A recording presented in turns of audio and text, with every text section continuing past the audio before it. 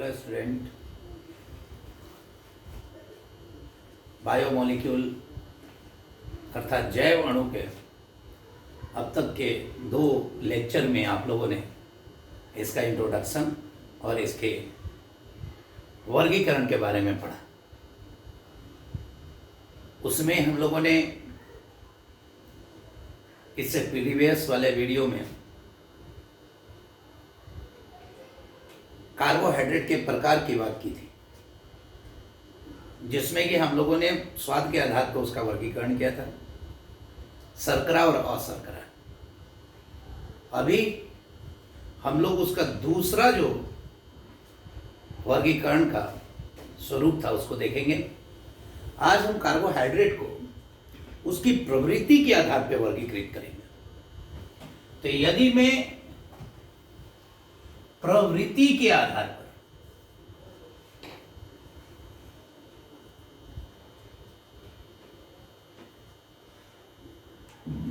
Carbohydrate का वर्गीकरण करता हूं तो यह 2 प्रकार का होता है।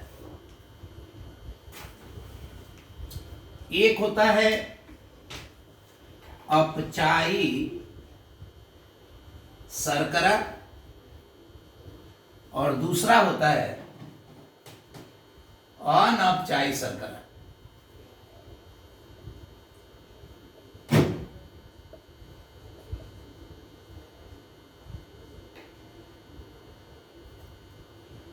अब देखिए बेटा, अपचायी माने वह शर्करा, वह कार्बोहाइड्रेट जो अपचयन करता है, और ये अपचयन नहीं करता है तो किसका? तो भी टॉलेन और फेहलिंग अभिकर्मक का। यानी वे कार्बोहाइड्रेट या शर्करा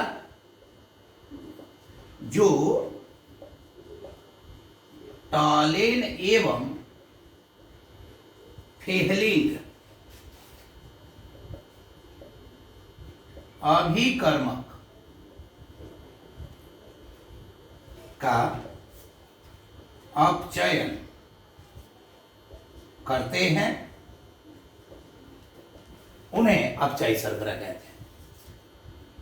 और इसमें क्या है कि जो वे शर्करा, वे कार्बोहाइड्रेट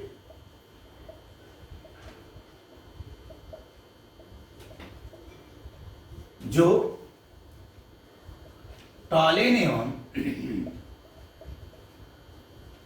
फेहलिंग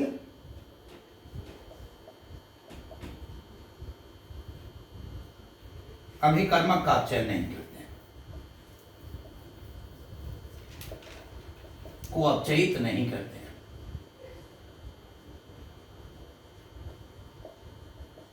अब देखिए,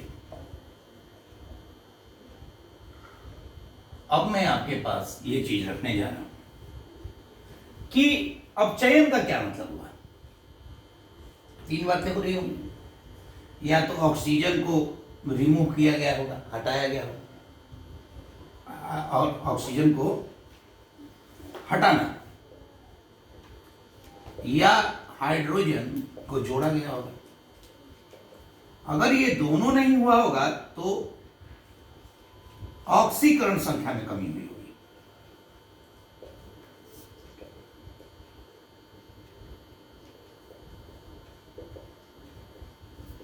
में कमी। अब देखिए, इसमें कमी होना तो हमारे पास कार्बोहाइड्रेट जो या तो ऑक्सीजन को जोड़ दे, सॉरी हटा दे, या हाइड्रोजन जोड़ दे, या ऑक्सीकरण संख्या में कमी कर दे। अगर ऐसा कोई कार्बोहाइड्रेट करता है, किसके लिए? टॉलेन और फेहलिंग अभिकर्मक के लिए, तो वो हमारा अपचायी शर्करा है। अगर जो ऐसा नहीं करता है वो अनअपचायी शर्करा है। इसका जहां तक उदाहरण का सवाल है बेटा जी, तो अपचायी शर्करा का उदाहरण सभी मोनोसेक्राइड, सभी मोनोसेक्राइड, सभी मोनोसेक्राइड और ग्लूकोज हो गया, फ्रुक्टोज हो गया, या ग्लूकोज, सुक्रोज ज्यादा बेटर है, ग्लूकोज, माल्टोज, लैक्टोज, ये सब इत्यादि।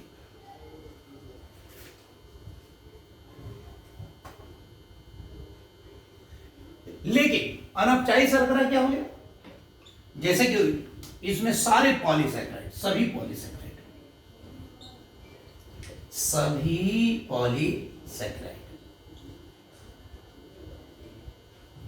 पॉलीसैकेराइड का मतलब हो गया स्टार्च, आपका सेल्यूलोज, या एक और है सुक्रोज। अब देखिए बेटा, सुक्रोज ये डाइसेक्राइड है, माल्टोज, लैक्टोज, सुक्रोज, ये सब डाइसेक्राइड है। अब ये डाइसेक्राइड में सुक्रोज एक ऐसा होता है जिसका कि जो एल्डिहाइड समूह होता है वो मुक्त नहीं होता है, इसलिए वह अनपचायी शर्करा होता है। यह कभी टॉलेन और फेरिंग को अपचयित नहीं करता है, इसीलिए इसे हम इनवर्ट शुगर भी कहते हैं, इनर्ट शुगर, इनर्ट शर्करा, यानी अक्रिय शर्करा भी बोलते हैं हम लोग, इनर्ट शर्करा है। तो अब बात ये होती है कि मन में ये बात आ रही है कि भाई ये कुछ शर्करा है, कुछ कार्बोहाइड्रेट है जो टॉलेन और फेलिन को अपचयित कर रहा है, और कुछ है जो नहीं कर रहा है। तो क्यों भाई ये कर रहा है और क्यों भाई ये नहीं कर रहा है? तो इसके लिए हम लोग सबसे पहले देखते हैं कि इसकी शर्त क्या है। तो देखो बेटा, अपचायी शर्करा की जो मुख्य शर्त है कि जो कार्बोहाइड्रेट, जो वह कार्बोहाइड्रेट जो शर्त है, अपचायी शर्करा की कि कार्बोहाइड्रेट में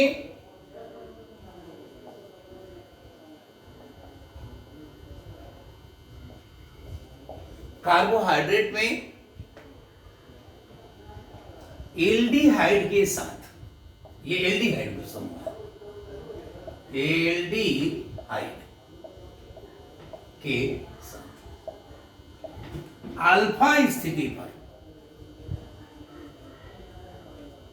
हाइड्रोक्सी समूह, हाइड्रोक्सी समूह, माने ऐसे जैसे सी सी सी सी सी सी ओ सी एच ओ है, तो ये तो अभिलक्षीय है, ये अल्फा है, ये बीटा है, ये गामा है, ये डेल्टा है, तो इस समूह पर हाइड्रोक्सी समूह होना चाहिए। अगर किसी के पास ये है तो वो अभिक्रिया देगा। इसके अलावा ये भी शर्त है कि मान लीजिए कि कोई कीटोन समूह भी होता है, जैसे मान लीजिए कि यहाँ पे कीटोन समूह, तो इसमें अल्फा 2 है, ये भी है, देखिए दोनों तरफ इसमें अल्फा बीटा जाएगा, तो इसमें भी अगर अल्फा पोजीशन पे OH है तो ये भी देगा, ये भी देगा, यानी कीटोन के साथ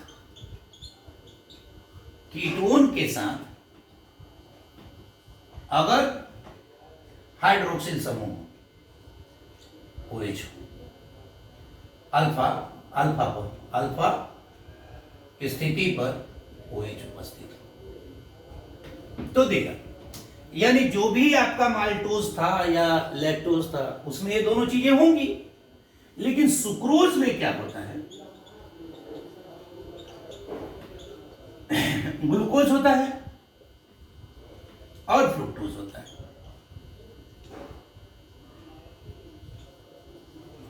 ये दोनों आपस में जो होते हैं, आपस में विक्रिया करके ग्लाइकोसिडिक आबंध बना लेते हैं। कौन सा आबंध बनाते हैं? ग्लाइकोसिडिक आबंध। यही है, इस आबंध को क्या बोलेंगे हम लोग? ग्लाइकोसिडिक आबंध। ग्लाइकोसिडिक आबंध। अब देखिए यहां पे इसमें कीटोन होता है और इसमें मान लीजिए कि एल्डिहाइड होता है, ये दोनों आपस में विक्रिया कर लिए और अभिक्रिया करने की वजह से इनका जो है ये और ये हट जाता है, वाटर निकल गया है। इसके बाद क्या बच गया भाई, इसमें क्या हो गया कि ग्लाइकोसिडिक बंद हो गया। तो जो एल्डिहाइड या कीटोन जो अभिक्रिया कर रहा था वो उपस्थित ही नहीं है। जब वो उपस्थित ही नहीं है तो ये क्यों करेगा, तो ये करेगा ही नहीं। अर्थात ये हुआ कि सुक्रोज टॉलेन और फेलिन को अपचयित नहीं करेगा, लेकिन माल्टोज, लैक्टोज, ग्लूकोज ये सभी टॉलेन और फेलिन को अपचयित करेंगे।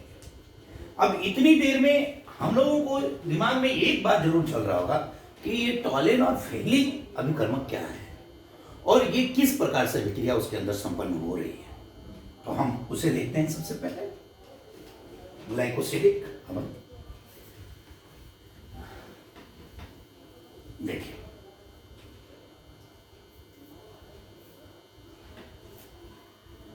देखिए बेटा, अब देखिए टॉलेन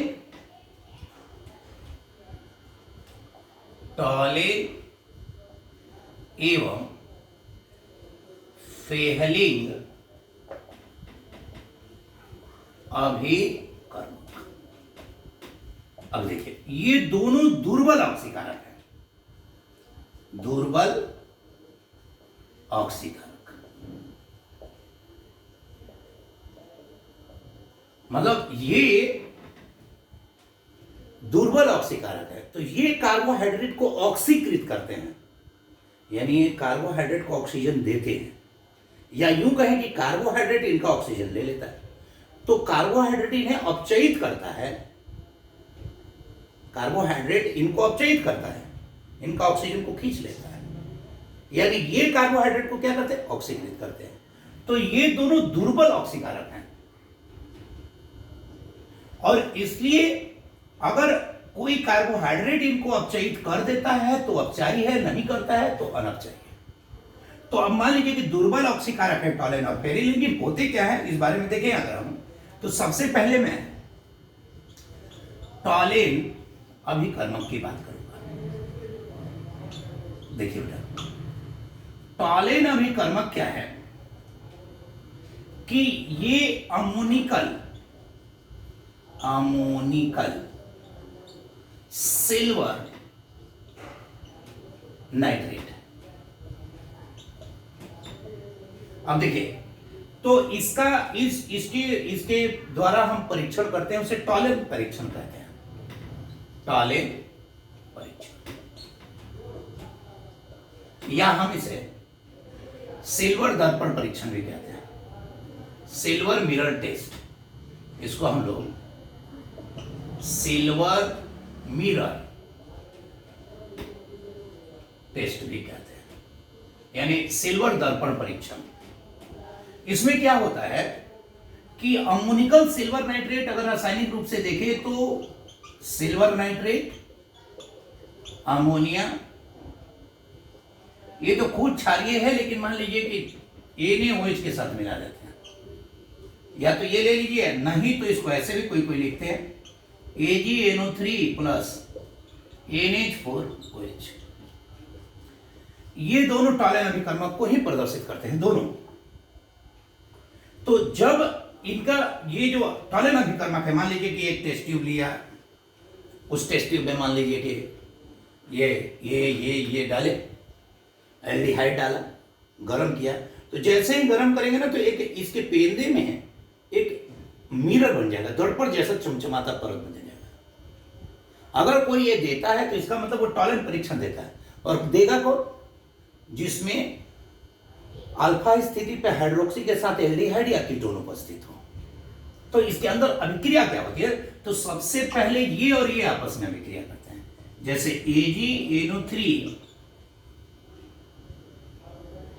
ये आपस में अभिक्रिया करेगा 2NaOH के साथ, तो ये Ag2 तथा NaNO3 ये ट्वाइस बना लेगा, प्लस में H2 अपना बनेगा तो बनेगा। अब ये जो बना यहां पे देखिए ऑक्सीकरण संख्या इसकी +1 है, ये जो सिल्वर ऑक्साइड बन रहा है, पैरोक्साइड, सिल्वर पैरोक्साइड +1 है तो नहीं, सिल्वर ऑक्साइड बन रहा है, तो ये जो है आपका, ये फर्दर क्या करेगा कि ये Ag2 NH3 के साथ अभिक्रिया करेगा, और ये जब अभिक्रिया करेगा तो Ag के साथ इधर भी NH3 और इधर भी NH3 अभिक्रिया करेगा, और यह है समकुल यानी कॉम्प्लेक्स कंपाउंड बनाएगा, जटिल आयन का निर्माण करेगा। अब ये जटिल आयन आपका ग्लूकोज या जो भी कार्बोहाइड्रेट है अपचायी शर्करा के साथ अभिक्रिया प्रदर्शित करेगा। तो अगर मैं इसके अभिक्रिया को देखूं जो एनसीईआरटी में प्रदर्शित किया गया है, वही समीकरण हम लिखेंगे बेटा। वो ये है कि देखिए कि आपका ग्लूकोज ही ले लेते हैं, CHOH 4 बार है और CH2OH। अब ये देखिए, अब 2AgNH3 का ट्वाइस, ये प्लस और 3OH माइनस, जब इसको अभिक्रिया करेंगे बेटा तो देखिए ये एल्डिहाइड है ना, ये ग्लूकोज का सोडियम लवण बन जाएगा, यानी ये बन जाएगा CO माइनस CHOH का 4 और CH2OH प्लस में आपका 2Ag। यही बेटा जी ये जो मैं बोल रहा था ना कि ये परक नली या टेस्ट ट्यूब के नीचे जो ये पेंदा पे चमचमाता परत बन जाएगा आईने की तरह, दर्पण की तरह, यही चमचमाने लगेगा, यही जम जाएगा, ये श्वेत अवक्षेप, ये अवक्षेप प्राप्त होगा और इसी को पीपीटी कहते हैं, और इसी के कारण इसका नाम भी है सिल्वर दर्पण परीक्षण या टॉलेंस परीक्षण। कौन देगा? जिसके पास एल्डिहाइड के साथ अल्फा स्थिति पे हाइड्रोक्सी समूह। अब ये प्लस में 2H2O प्लस 3H2 और NH3,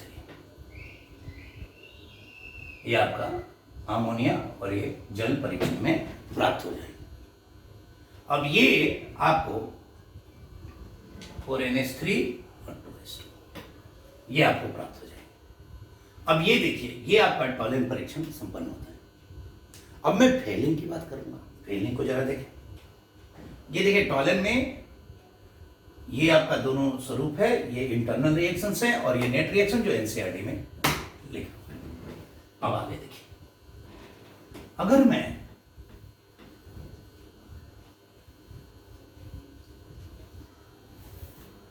ये देखिए, अगर मैं फेलिंग की बात करूं, फेलिंग अभिकर्मक, यह 2 विलयनों का, यह इसमें 2 रसायन होते हैं, एक को बोलते हैं फेहलिंग ए और एक को बोलते हैं फेहलिंग बी। अब ये देखिए फेहलिंग एक होता है जलीय CuSO4 का विलयन, और ये होता है पोटेशियम सोडियम टार्टरेट। अब देखिए टार्टरिक अम्ल याद है ना आपको, CH COH COH OH और ये OH, बस इसमें एक पोटेशियम कर दीजिए और एक सोडियम कर दीजिए, तो ये इसे रोसेल लवण भी कहते हैं, रोसेल लवण। अब ये देखिए CHCOOK CHCOONA OH और ये भी OH। अब ये देखिए बेटा जी, अब अगर ये दोनों इससे अभिक्रिया करें तो यह है संकुल जटिल मध्यवर्ती का निर्माण करेगा। अब ये मध्यवर्ती आप ऐसे देखिए कि Cu इधर भी जुड़ेगा इधर भी जुड़ेगा, OCH OCH, यहाँ पे ब्रिज कंपाउंड बनेगा CO माइनस, और इधर भी देखिए संकुल बनेगा CH2 COO minus O CH2 COO minus. देखिए जरा पूरा देखिए ये बना, लेकिन इस पे चार्ज जो होगा -2, यानी इस पे +4 +2 चार्ज होगा, तभी ना ये -2 हो गया। 2 को माइनस, ये 2 को 1 2 3 4, तो 2 है माइनस, यानी 2 को अंदर संतुलित किया गया, तो यहाँ पे +2 ऑक्सीडेशन पर ये एक मध्यवर्ती का निर्माण हुआ है। अब ये मध्यवर्ती एकदम गहरे नीले कलर का विलयन होता है, गहरा नीला विलयन। क्या किया हम लोगों ने? पहले फेलिंग ए डाला, बी डाला, जैसे टेस्ट ट्यूब लिया,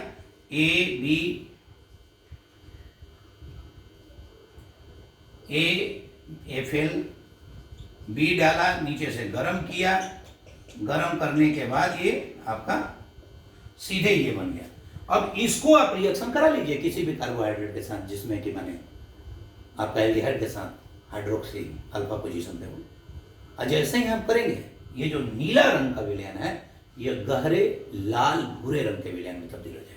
अगर ऐसा होता है तो इसका मतलब ये हुआ कि ये परीक्षण दे रहा है, नहीं तो नहीं दे रहा है। देने की शर्त वही है जो अपचाई शर्करा की शर्त है। तो जैसे देखते हैं बेटा, लिखेंगे समीकरण, तो लिखेंगे हम लोग एनसीईआरटी। जैसे देखिए एनसीईआरटी, अब फिर से ग्लूकोज ही ले लेते हैं, CHO है, CHOH का 4, CH2, आगे देखिए। अब फेलिंग का जो रिप्रेजेंटेशन हम लोग करते हैं, तो फेलिंग में हमने 2 CU OH का होल ट्वाइस, और इसके पास हम लोगों ने प्लस, इसमें आपका OH माइनस, ये ले लिया हम लोगों ने। तो जैसे ही हम लोगों ने ये सारा चीज लिया और इसको हीट किया, तो हमें क्या बना? पहले तो ये आपका सोडियम लवण हो जाएगा ग्लूकोज का, यानी CO माइनस CHOH का होल 4 CH2OH प्लस, ये देखिए Cu2O, यहां पे जो आपका ऑक्सीकरण संख्या है, यहां पे आपका +2 ऑक्सीकरण संख्या होगा, यहां पे +2 ऑक्सीकरण संख्या, और यहां पे +1। तो ये देखिए 2 से घट के क्या हो गया? 1। वहां चांदी भी +1 से क्या हो गया था? 0। वहां भी अपचयन हुआ था और यहां भी अपचयन हो रहा है। यही जो है भूरा लाल अवक्षेप है।